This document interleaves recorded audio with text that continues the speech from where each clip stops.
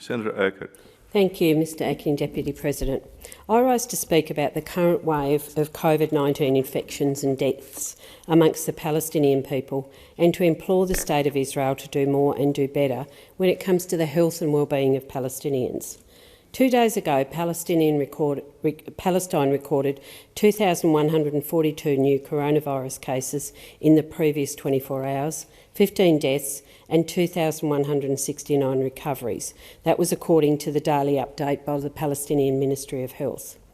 To date, so far as we can ascertain, amongst Palestinians in the West Bank and Gaza, there have been 209,304 confirmed COVID cases and 2,268 deaths.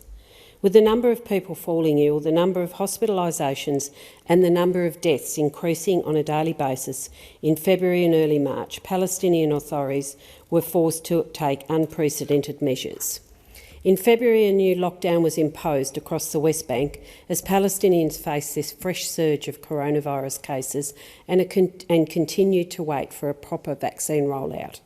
World Health Organization data shows that among Palestinians in the West Bank, Gaza and East Jerusalem, the case fatality rate is 1.1%.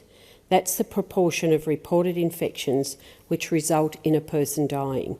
In Israel, it is far below that, at 0.7%.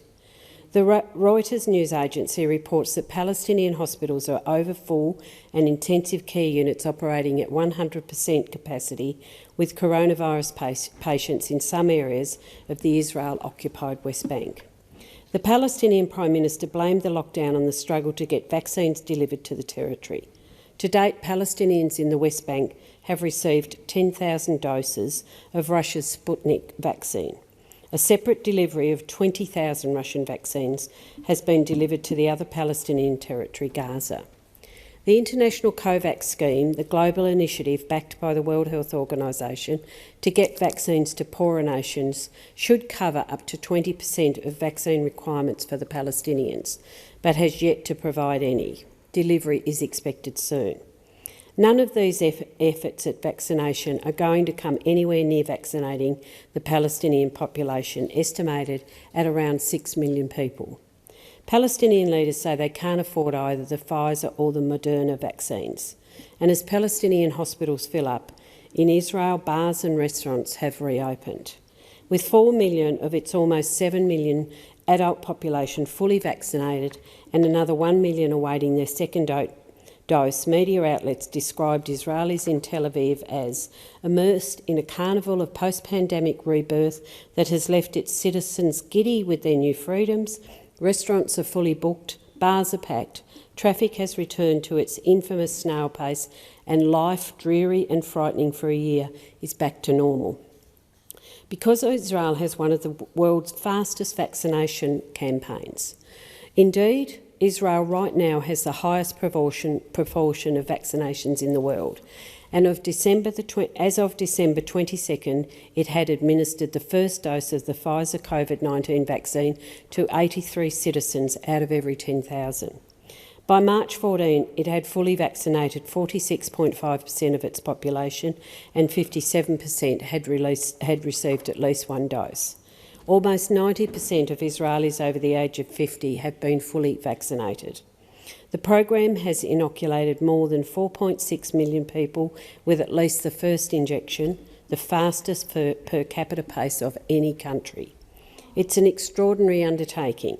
The Israeli government has acted with swift determination to curb a serious wave of disease and death and stubbornly high infection rates, a determination that puts the Australian government to shame. So much for us being at the head of the queue. Infection rates and hospitalisation rates in Israel have plummeted. One study has found a 41% drop in new COVID cases among those over 60. Hospital administrators have confirmed that fewer elderly people are flooding into COVID wards. The number of COVID patients in one facility has declined by 2/3 in 2 months. But in the midst of this extraordinary effort, Israel has distributed a tiny 7,000 vaccine doses to Palestinians living under Israel occupation in the West Bank and Gaza. This is 1% of people. A further 10,000 doses arrived from Russia, but Israel delayed them getting into Gaza, holding them up for days at the border. In coordination with Egypt, Israel maintains a strict blockade on Gaza. In mid-February, during debate in the Knesset, some Israeli lawmakers said the government should only allow vaccines into Gaza in return for concessions from Hamas. Ahmed Tabi, a parliamentarian from Israel's Arab minority, said even a discussion about withholding vaccines from people who needed them was shocking. Your children will be ashamed, he is reported to have said. Your children will be ashamed. In Palestinian territories captured by Israel in the 1967 war, the vast majority of the population has yet to be inoculated, and Israel has faced criticism at home and abroad for not providing more vaccines. In the last few weeks, under pressure, it has begun vaccinating Palestinians working in Israel, workers that are needed to maintain the Israeli economy, but not their families. And after international pressure, Israel agreed just recently to transfer just 5,000 Moderna vaccine doses to Palestinian medical workers in the West Bank. It's not enough, and it is tragic. A report by the World Bank says that Palestinians will need more financial and logistical help in order to cover 60% of the population. In recent weeks, the Israeli government has faced criticism from UN Human Rights Council, US Democrats, Human Rights Watch and Amnesty for failing to meet its obligations as an occupying power. The United Nations human rights body has released a statement saying it's Israel's responsibility to provide equitable access to COVID-19 vaccinations for Palestinians in Gaza and the West Bank. The Fourth Geneva Convention states an occupying power has responsibility for public health and hygiene in the occupied territory, with particular reference to the adoption and application of the prophylactic and preventative measures necessary to combat the spread of contagious disease and epidemics. The UN body says differential access is morally and legally unacceptable under international law laid out in the Geneva Conventions on the regulation of occupied territories.